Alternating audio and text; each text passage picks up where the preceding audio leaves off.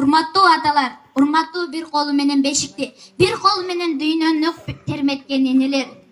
Ардактуу эр жүрөк Афган согушунун ардагерлери, бейиштей болгон бешик жондун суусун бирге ичип, бирге ойноп, бирге секирип оюнга тойбой жүргөн замандаштар, классташтар, эжекелер, агайлар. Бүгүнкү жеңиш күнүбүздүн 76 жылдык майрамы менен чын жүрөктөн куттуктайм. 76 жылдык майрамдын куттуктоо сөзү менин пешенеме туш келгенине аябай сыймыктанып турам.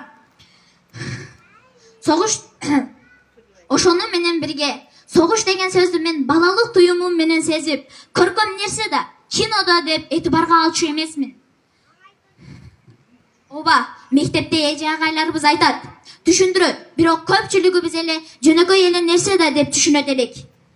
Согушту кинодон көрүп, бул кинода дечүмүн. Бирок согушта кечеки Баткенде жаткан эрге тажиктерден бастырып келип кыргыз элине бүлүк салганда бантик тагынып секирип ойноп жүргөн Мажинанын өлүмү мени ушул күндөн ошол күнгө дейин жүрөгүм сыздатты.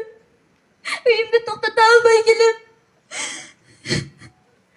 Жашоого жаңы аттанган жап-жаш агаларды суулап өлүп жатканды көрүп, кайран энелердин боозугун көрүп, мындай согушка миңирип каргыш айтам. Көрсө 1941-жылдан 1945-жылдары кыргыз элим кайран ала тоом мөңкүрөп ыйлап асманыбызды кара булутка баскан экен. Эч бир инсан бул жерде тизмеде турган аталарыбызды эч бир инсан унутууга акысы жок экенин түшүндүм. Мен биринчи Кудайдан, экинчи чоңдордон суранам. Жерибизде уруш болбосун, жерибиз тынч, элибиз тынч болсун. Миң ирет Кудайдан тилейм.